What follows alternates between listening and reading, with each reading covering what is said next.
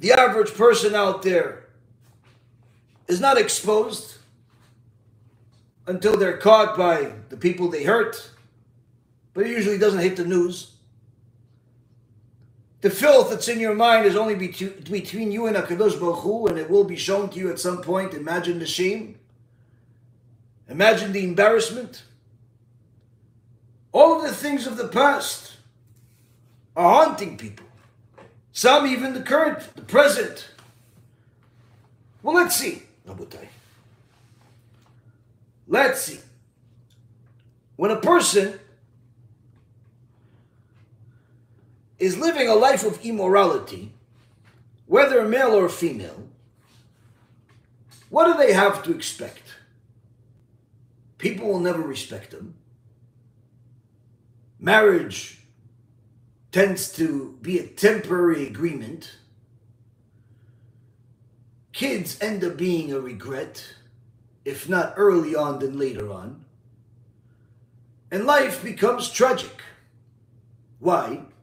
Because HaKadosh Baruch Hu says that the world has to achieve holiness in order for it to continue having the right to exist. And therefore, when a person does the exact opposite, they become antithetical to the existence of the world.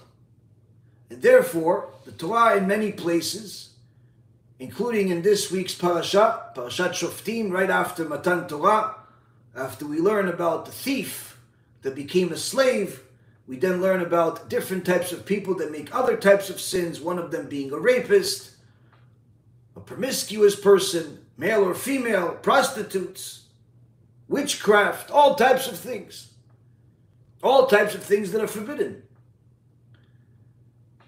The Torah wants to tell us that these laws of sanctity are close to the heart of Hashem, if you will. And therefore, when HaKadosh Baruch Hu punished the Egyptians, who are the most unholy of people, the Gemara says that 10 levels of witchcraft came to the world. 9 was given to the Egyptians. The Egyptians were full of witchcraft, but also full of immorality. LGBTQ was standard practice over there. In fact, the behavior of the Egyptians was one of the places we learn about immorality of LGBTQ. Whether male and male, female and female, all forbidden. All considered disgusting in the eyes of Hashem. Now, when a person thinks of forbidden things, the whole Torah of the Magid says, even the thoughts of sin. You are watching something and it causes you to think inappropriate things. You're a married woman, you're thinking about a different man. You're a single woman, you're thinking about somebody else that you're not allowed to be with. You're a man thinking about a woman. Whether it's on the screen or in real life, it's the same thing. These thoughts create a klipa. The thoughts of sin are worse than the sin, says the Gemara in Masechet Yoma. Why? Because the sin is something that is temporary. It's an act that lasts only a certain amount of time, whereas the thought could come back whenever you want, however you want, for as long as you want. Sometimes even beyond your control, at least it would seem.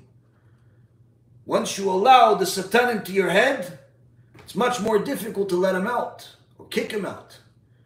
And therefore the Torah of the Magid says the thoughts of sin create a klipa souls. These souls then search for a body in order to enter into it. And therefore,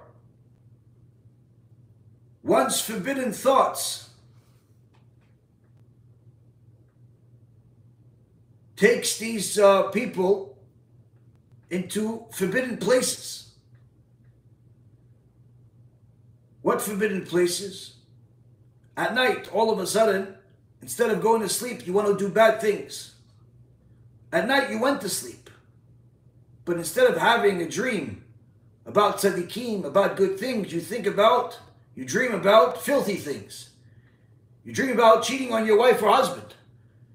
You dream about all types of sins, all types of immorality. That all starts with the thoughts of the day. And that's why the Gemara in Masechet Avodah Zarah says, one must be careful with his eyes during the day, lest he have evil thoughts at night. These forbidden thoughts that create the klipa souls come back to the person at night, looking for a body.